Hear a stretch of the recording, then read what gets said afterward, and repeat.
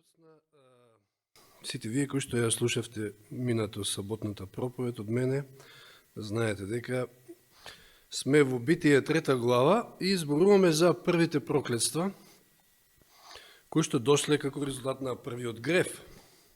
И кои што, не знам дали тогаш спомнав, меѓутоа имаат подалекусежни последици над нас денес, не само врз Адам и Ева.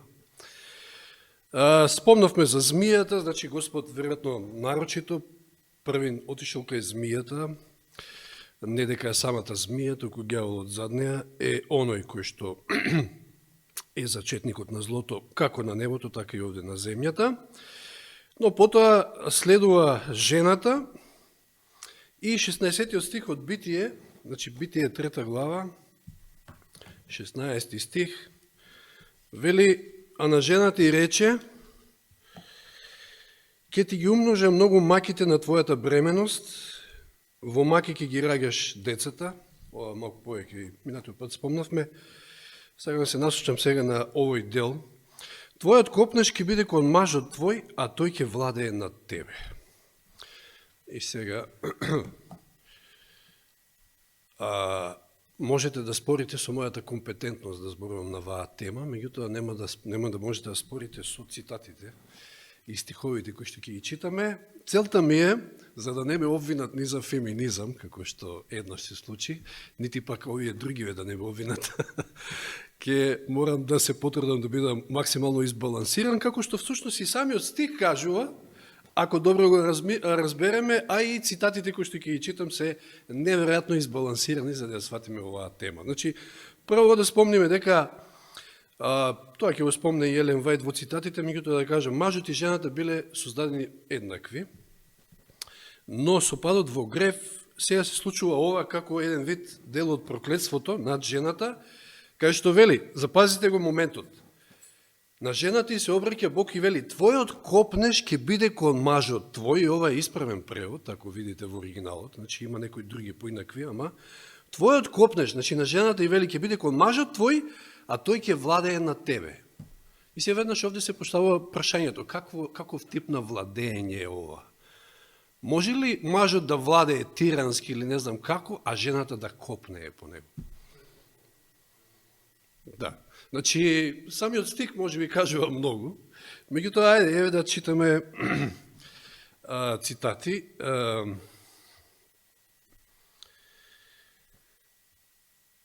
Односно, еве, први неколку стиха. Колосејните 3 глава, исто избалансирани, кои што двата стиха од ова, што ќе читам, Колосејните 3 глава 18 до 21, се однесуваат на релација маж-жена, а потоа и на децата. Значи, видите колко е избалансирана и самата Библија. Колосејните 3 глава 18 до 21. Жени, покорувајте им се на своите мажи, како што прилега во Господа. Мажи, любете ги своите жени и не бидете груби кон нив. Видите, избалансиран речник во две реченици. Сега и за децата. Деца, слушайте ги вашите родители во се, зашто тоа му е угодно на Господа. Татковци, не ги дразнате своите деца, за да не станат малодушни. Забележувате? Значи, колко е избалансирано речникот. Ајде да прочитаме Ефесјаните, минатиот пат само го спомнав. Ефесјаните, ова е може би најдобриот дел за оваа тема, 5 глава.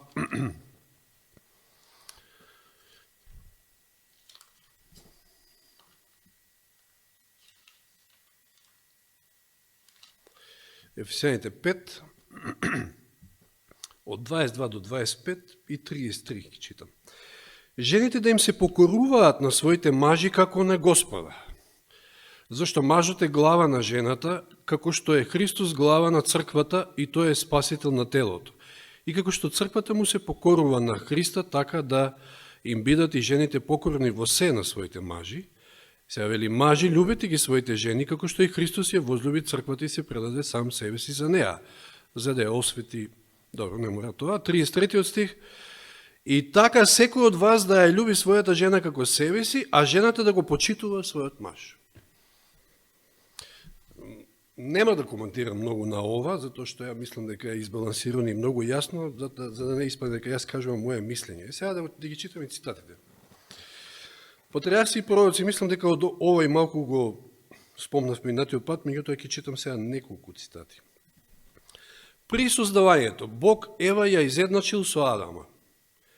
Да му останале послушни на Бога во собрасност со неговиот голем закон на љубовта, тие би живееле во вечна меѓусебна хармонија. Но греот донел раздор и нивното единство можело да се одржи само со меѓусебно починување еден на друг. Ево ќе го приметиме во подоснежните цитати. Меѓусебно починување. Да, мажот треба да владее во некоја смисла, ќе видиме која. Меѓутоа, меѓусебно починување еден на друг. Само така. Ева прва сгрешила, а на искушението му подлегнала затоа што наспроти божественото упатство се одделила од својот маж. Подоцна на нејзино инсистирање сгрешил и Адам и затоа таа сега морала да му биде подчинета на својот маж. Кога паднатите луѓе би се придржувале кон начелата содржани во Божиот закон, оваа пресуда, иако уследила како последица на гревот, би се покажала како благодат за нив. Значи, благослов и благодат за едно семејство е да жената му се покорува на мажот, односно да се покоруваат еден на друг, а мажот да владее. Меѓутоа, човекот вели премногу често го злоупотребува предимството мажот, што му е дадено над жената, загорчувајќи ја уште повеќе незината судбина и создавајќи од незиниот живот вистински товар. Се одиме на следниот цитат од Прво сведоштво, 307 страна. Сопругот е глава на семејството, како што Христос е глава на црквата. И на Бог не му е мило кога жената на било кој начин го намалува влијанието на својот сопруг и го наведува да се спушта од тоа достоинство и одговорна положба. Значи и е достоинствена, меѓутоа и одговорна положба. Внимавајте сега, сопругата е должна со своите желби и волја да се подчинува на својот сопруг. И двајцата треба да бидат подготвени на попуштање, но Библијата дава првенство на расудувањето на сопругот. Сопругата нема да загуби ништо од своето женско достоинство ако му попушти на оној што го избрала за свој животен советник, застапник и заштитник во животот. За својата положба во семејството да ја одржи на вистинска висина, сопругот секојаш треба да покажува благост, но и одлучност. Повторно гледаме избалансиран коментар. И сопругата, меѓутоа и сопругот.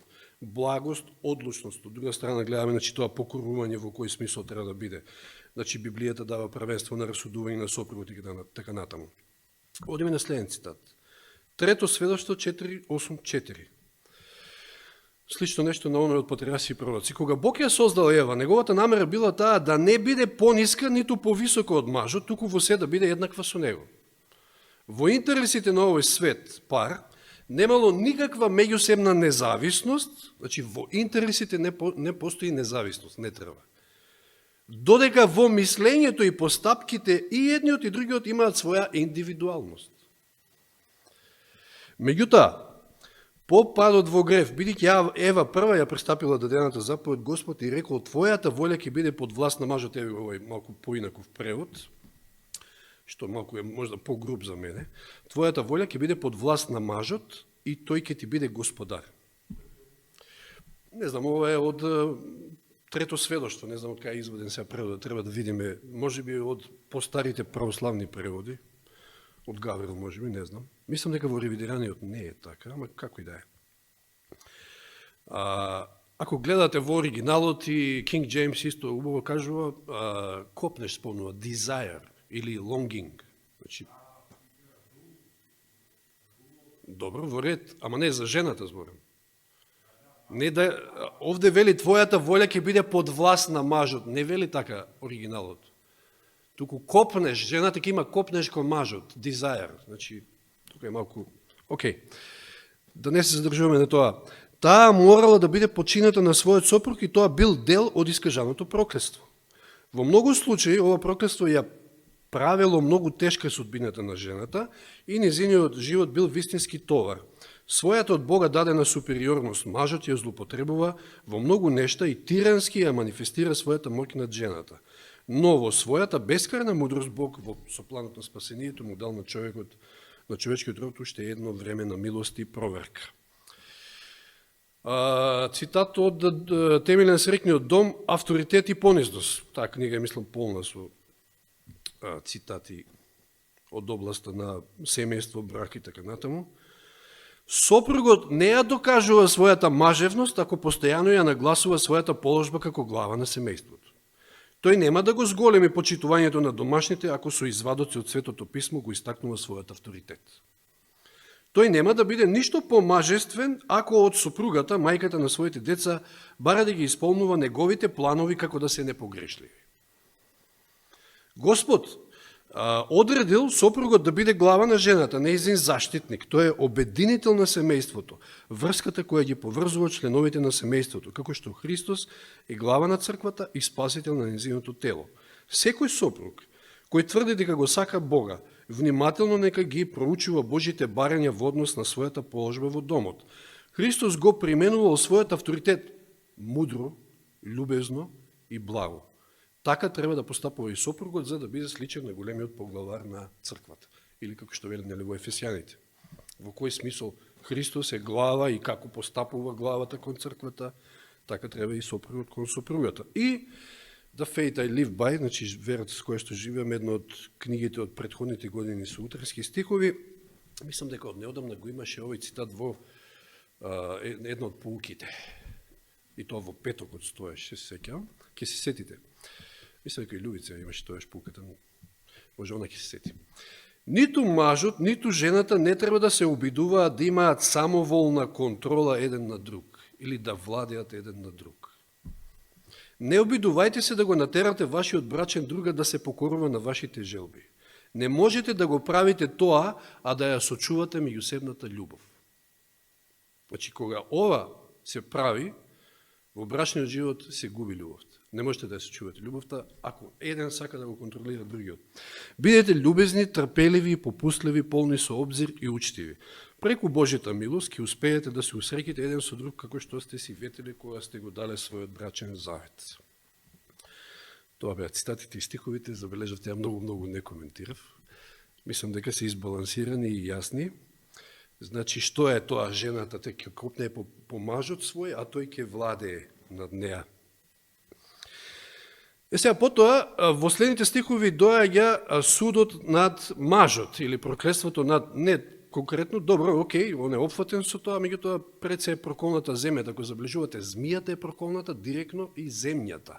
Не толку мажот и жената, ама тие се тука, вклучени во сето тоа. 17 стих на човекот му рече, затоа што го послуша гласот на својата жена, та јадеше од дрвото за кое ти заповеда, велејки не ке јадеш од него, земјата ке е проклета заради тебе, во мака ке се храниш од неа сите денови на својот живот. Ке ти раѓа трњи и троскот, а ти ке јадеш полски растенија. Со пот на своето лице ке јадеш леп, доека не се вратиш во земјата, зашто од неа беше земен, прав си и во прав ке се вратиш. Со што завршува проклетството? Со смртта. Оно што Бог го кажал, ќе умрете ако јадете. А ѓаволот ги измамил. Но што гледаме овде сега? Може ова да се сумира вака, накратко, работата е излезена од рајот. Ама макотрпната работа со пот и со мака е после рајот. Тоа е проклетството. Работата била задоволство за Адам и за Ева пред падот. Меѓутоа, после падот, еве што се случува. Пот, мака, па кога ќе ти роди, па нема да ти роди, па трмје, па троскот, па еве гледате, ваа година нема ништо од овошки, све е уништено. Затоа и цените се такви, на цреши, па на јагоди, па на не знам што. Допрева се, ќе доаѓаат плодови. Ни јаболки нема, ни ништо, баш со Вики денеска правихме мувет ресен, тамо нема ништо. И секи биде увозни, секи биде огин и пламен. Но тоа е како резултат на тоа што веќе благословот се повлекува. Видите, значи до Сабајле имавме сибирски бран, еве го почна афрички, го осеќате веќе од попладнето. Колку се стопли нагло. Значи, земјата ќе е проклета заради тебе. Внимавајте на што Адам треба да одговара за два престапа. Што е послушал жената, а не требало. Значи, на равучение, слушате ја жената, или жените слушате го мажот ако зборува нешто што е во ред, во Господа. Па и дури стикот вели, во Господа. Меѓутоа, ако зборува нешто што не е во ред, немате обврска да слушате. Адам овде одговара за два престапа, затоа што јадеше од забранетото дрво и затоа што ја послуша жената, така вели стикот. 17. Затоа што го послуша гласот на својата жена, та јадеше од дрвото за кое што ти заповеда, велејки не ќе јадеш од него. Значи, жената го наведе да јаде од дрвото за кое што Господ рече да не јаде. Но јасно му кажува дека го послушал гласот на својата жена.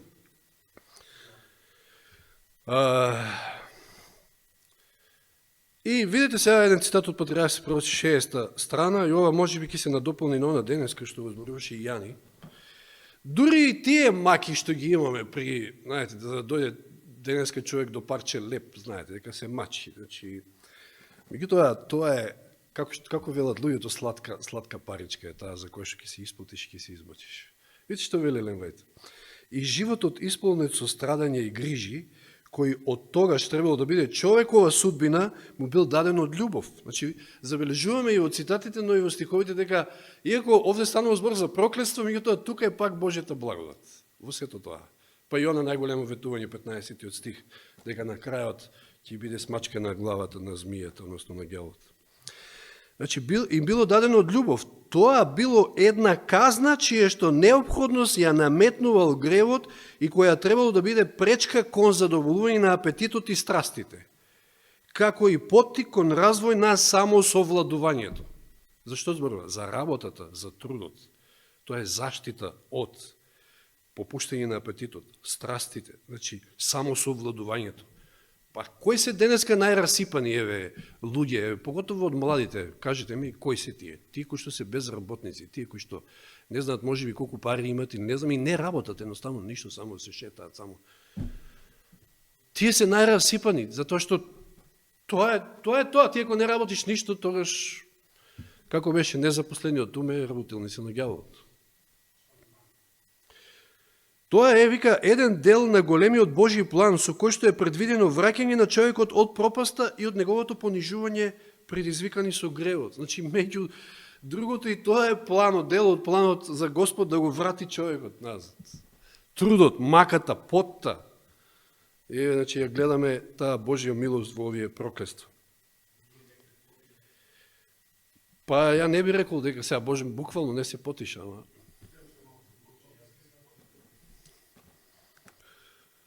не мора да е мотикаво прашање, односно јас можам да не тврдам, ама да, па на некој начин и јас учествувам во еден таков тип на работа.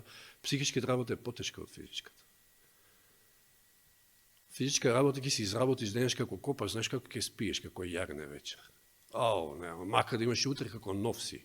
Тоа ќе те болат малку мускули, коски после првото копање, после ќе помине. Али психичката, некој што психичка работа оптерате не може ни да заспиеш, а не па да станеш одморен. Така да, секоја работа си има своја тежина. И на крајот, значи, трње, коров, неплодност и така натоми, на крајот враќање на човекот во земскиот прав. И уште по тажно станува овде во речникот на оваа 3 глава, 22-23, и Господ Бог рече, еве човекот стана како еден од нас, знаејќи го доброто и злото, да не ја испружи сега раката и да набере од дрвото на животот, па да јади и да живее вечно. Затоа Господ Бог го испрати надвор од Едемската градина, за да ја обработува земјата од која што е земен. Го истера Господ човекот од Едемската градина. И насели источно од Едемската градина херовими со пламенен меч, кој што се вртеше околу, за да го штитат патот кон дрвото на животот. Значи, ги насели, а постави херовими со пламенен меч на самата порта. Знаете тука дека долги години тука доаѓале сите генерации од Адам и Ева да пренесуваат жртва. Не им било дозволено веќе влез. Тоа е како да кажем, како светињата на цветињите. Не може да влезе таму секој. Нема, си изгрешил надвор. И меѓутоа, надежта е во тоа, го гледаме, еве го скокнавме 20, 21, 20 не е битен, Ева стана мајка на сите живи, но 21-иот. И Господ им направи облики од кожи на човекот, на неговата жена и ги облече. Много големо ветување во овој стих и покрај Битие 3.15. Значи, спасението е дар од мене. Ви само треба да го прифатите и ќе се врати. Проклетството повторно ќе стане благослов. Иако и овие работи што ги читавме, во суштина не се баш онака баш проклетство, туку тоа е сето измешано со Божијата благодат. И ајде, 3.15 мора да го повториме. Јас ќе поставам непријателство помеѓу тебе и жената. Видите повторно, кој го поставува непријателството? Бог. Помеѓу твоето семе и низиното семе, тој ќе ти ја сотрува главата, а ти ќе му ја сотруваш петицата. И вистинското прашање е, од кое семе сме ние, на кое семе припаѓаме. Така ќе завршиме на таа страна. Сега имаме едно друго проклетство, кое што е поврзано некако, не е второ поред, нема да одам сигурно така, но е самото по себе интересно. Броеви 5 глава се наоѓа таму. Поврзано е пак нешто со семејниот живот. 5 глава Броеви.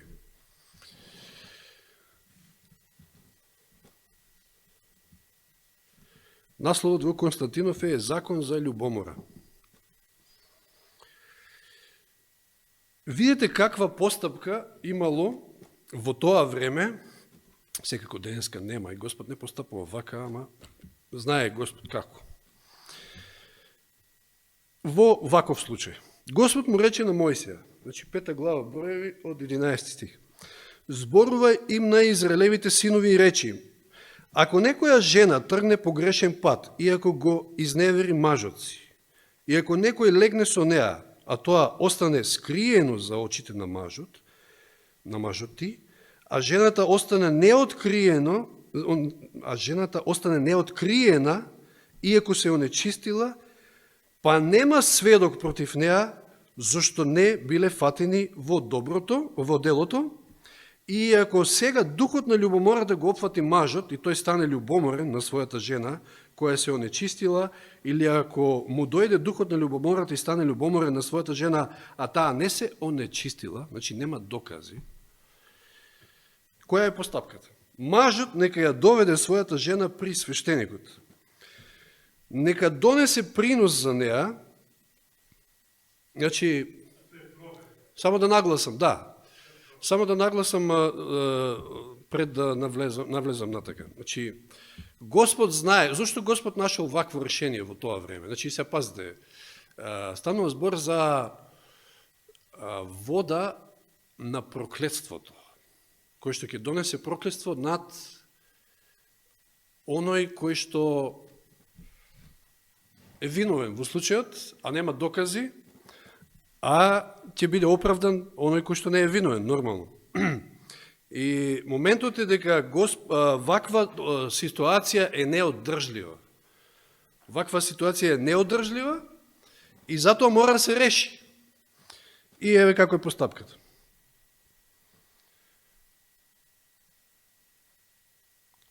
Мажот нека ја доведе својата жена при свештеникот. Нека донесе принос за неа. И видите, приносот е невообичаен. 1/10 ефа јачменово брашно, и само тоа, значи нема тука ни масло, ни ништо. Нека не полива врз него масло, ниту да става темјан врз него,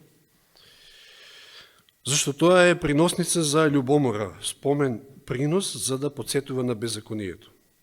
Свештеникот нека ја поведе таа жена и нека ја постави пред Господа. Сега, овде може да биде испротивна ситуацијата, нормално. Може да биде мажот, тој кој што е во оваа улога. Значи, свештеникот нека ја поведе таа жена и нека ја постави пред Господа. Сега свештеникот нека земе света вода, значи, од водата на умивалникот во предворието, од кај што си миеле, нели, свештениците раците, во глинен сад и откако ќе земе прав што е од подот на шаторот, значи, од прашината, од правот, ќе стави во водата, и нека го фрли, значи, правот во водата. Откако свештеникот ќе ја постави жената пред Господа, нека ја открие главата, што символизира срам, да кажеме, а во незините раце нека го стави спомен приносот, односно приносот за љубомора, а свештеникот нека ја држи во раката горчливата вода што носи проклетство. не дека самата вода по себе, ако се испие носи проклетство, се знае, ова е постапката кој што Господ, значи малку е чуден момент, меѓутоа постоел. Потоа свештеникот нека ја заколне жената, нека и рече, ако никогаш маж не лежел со тебе и ако не си одела по страничен пат и не си се онечистила додека си била под власта на мажа си, биди поштедена од оваа горчлива вода што носи проклетство. Но ако си му изневерила на мажа си, и ако некој маж, освен твојот сопруг, легнал со тебе, тогаш свештеникот нека ја заколне жената, нека и рече, Господ да те постави за проклетство и за клетва среде твојот народ, да ти стори, да ти оведне родницата и да ти се подое утробата. Тоа е проклетството. Значи, ќе стане неродка, уште и вели стомакот, утробата ќе биде подоен. Оваа вода на проклетството нека навлезе во твојата утроба, да ти го подуе, да ти се подуе утробата од неа, а родницата да ти овене. А жената нека рече амин, амин. Потоа свештеникот нека ги напише тие проклетства на книжен свиток и нека ги измие со горчливата вода. Тогаш нека ја напие онаа жена со горчливата вода што носи проклетство, за да се разлее низ неа горчливата вода и за да ја наполни со горчливост. Тогаш свештеникот нека го земе од женината рака лебниот принос за љубомора, нека го принесе пред Господа како подвижна жртва и нека ја донесе на жртвеникот. Значи целата постапка. Откако ќе зграби полн грст од лебниот принос за спомен, нека го изгори тоа во жртвеникот. Најпосле нека ја напие жената со водата. Откако ќе ја напие со водата, ако биде онечистена, ако се онечистила, со изневерување на мажа си, водата на проклетството ќе влезе во неа и ќе ја наполни со горчливост. Незината утроба ќе се подуе, а родницата ќе овене. Таа жена ќе стане проклетство во својот народ. Но ако жената не е онечистена и е чиста, тогаш ќе остане неповредена и ќе зачнува. Нема ништо, значи никаква штета да ја направи оваа вода на проклетството. Тоа е законот за љубомора, кога жената ќе му изневери на својот маж и кога ќе се онечисти. Или кога духот на ревност ќе го опфати некој маж, па ќе стане љубоморен на својата жена. Тогаш нека ја постави својата жена пред Господа, свештеникот нека го исполни сиот овој закон. Мажот нека биде слободен од вината, а жената нека го носи своето беззаконие, доколку таа е виновна. И реков, може да биде и спротивен случајот, се разбира, не е само сега, не е жената сега нешто тука помало, нешто, па да мора да се испитува незиниот случај, а ако се случи такво нешто и кај мажот, иста постапката. Сега што ќе се случи со мажот, не знам. Ама веројатно ќе има некои последици, не е опишано. Значи, еве, гледаме уште едно проклетство, не планирав сега, меѓутоа така се поклопува со она од со Адам и Ева, значи брачни односи и така натаму, брачни проблеми, така да Господ изнашол решение затоа што таква една состојба е неоддржлива и мора да се реши. Не може без докази некој да биде обвинет, може да е виновен. Меѓутоа, ако не постојат докази, знаете дека двајца или тројца, како беше сведоци, секогаш така се судело во Израел, меѓутоа, доколку нема ниту еден, тогаш еве постапката. Значи, Господ изнашол начин, секако дека денес не може вакви работи да правиме. Чудно е дори и за тоа време, ваква постапка, како, знаете, како на некои места се фрла ждрепка, знаете. Тоа се малку чудни моменти, меѓутоа сепак начин како да се реши некој спор. А ваков спор е страшно голем, може да предизвика големи проблеми и затоа Господ изнашол начин. Наравучение од ова е порака од мене, ако се почитувате помеѓу себе, ако има вистинска љубов меѓу вас, тогаш нема да има вакви работи воопшто. А не па да се сомневате и да го обвинувате својот маж или својата жена за нешто. Затоа што сомнежно, знаете, ќе јаде и ќе нагриза многу и може да направи големи проблеми. Затоа Господ изнашол начин да го реши ова на ваков начин. Нека Господ не чува, меѓутоа и ние да се чуваме, затоа што, како што гледаме, еве од Валам кај отидовме, меѓутоа тоа се поуки за нас, затоа што, знаете, јас кажав, ќе опфаќам работи кои што Духот ќе ми ги даде да ги опфатам, кои што се значени за ова последно време, а меѓу другото, знаете, сведоци сте и слушате дека бракот е во сериозна опасност и дерогиран и под удар на ѓаволот, а тоа го знаеме, и саботата исто така. Така да, тоа се проблеми на денешницата и мора да се спомнат некои работи, да се нагласат, а Библијата има прекрасни цитати, прекрасен начин да тоа ни го каже, да не поучи. Забележите ги цитатите, претходно што ги читав и не мора да се сложите со мене, мислам, тоа што го читав е дух на пророштво и Библија.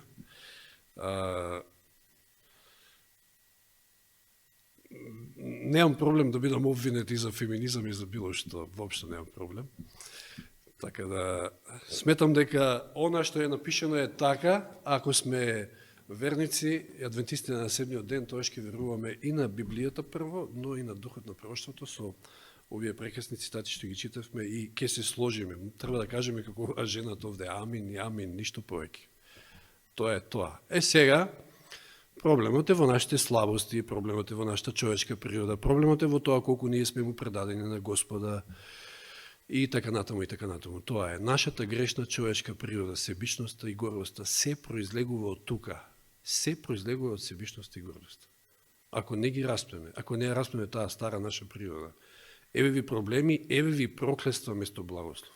А видовме, и ще еднаш само на крајот да потенцирам, дека секојаш благослово доаѓа со послушноста, а проклеството со непослушноста. Да ја твориме Божјата волја, да се трудиме да му бидеме послушни на Бога, со Божја помош секако да дозволиме да Духот влие во нашите животи и да пронајдеме и да видиме каде имаме фалинки се уште, а имаме, и да се поправиме со Божја помош и да заличиме и во семејството, и во бракот, и во црквата, и во работно место, и било каде, онака како што треба, вистински христијани, да бидеме вистинска слика и сведоштво за овој свет, затоа што така највеќе сведочиме со нашите животи. Нека му е слава на Господа. Амин.